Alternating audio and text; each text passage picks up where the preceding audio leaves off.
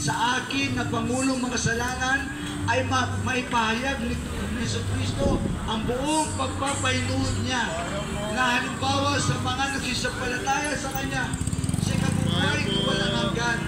So dito pinabanggit ni Pablo, kailangan mo lang humingi ng tawad sa Diyos at ikaw ay patatawarin ng Diyos. Ay lahat ng makasalanan ay handang patawarin ng Diyos. Mga kapatid, wala ka makikita Diyos na handang magpatawad sa ating mga makasalanan.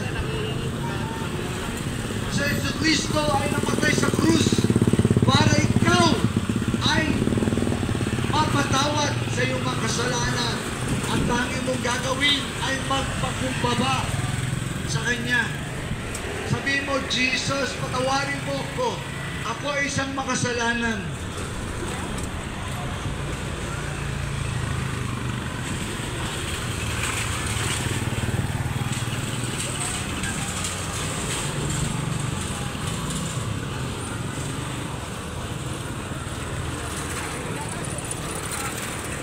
Dito sa ikalawang Timoteo 3:1, dapat alamin mo na ito na sa mga huling araw ay darating ang mga panahong mapanganib.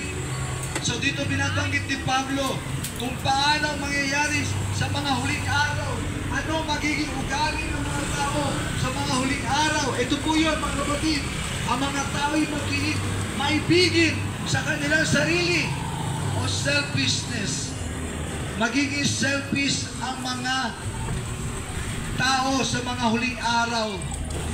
Kagaya po na nakikita natin ngayon sa ating paligid. Ang tao po ay napaka-selfish. At sabi rito, maibigin sa salapi. Kubetus. Ang mga tao daw po ay maibigin sa salapi. Kagaya po na nararanasan natin ngayon, ng tao ay gagawin ang lahat kahit pumatay ng tao, makakuha lang ng salapi. At lahat ng paraan ay gagawin niya.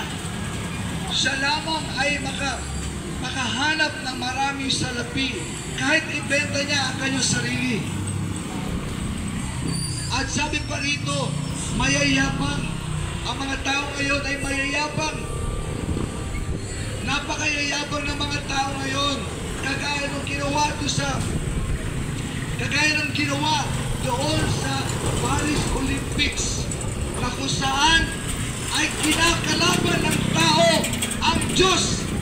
Ang tao ay mayayabang na para bang kayang-kaya niya ang Diyos. Kapatid, kawawa ang sino man na humahamon sa Diyos. God is not mocked. Sa oras na hamagin mo ang Diyos, kapatid, ihanda mo ang sarili mo. Ilang oras na o araw lang ay itatapon ka na agad ng Diyos sa impyerno at sasabihin ng Diyos, kaya mo, hinahamon mo ako nagmumukha sa'yo. At maraming tao mayayabang at hinahamon ng Diyos na para bang sila yung creator at ang Diyos ang creature. Baliktad. Mga kapatid, umiwas ka sa mga taong ganito na humahamon sa Diyos.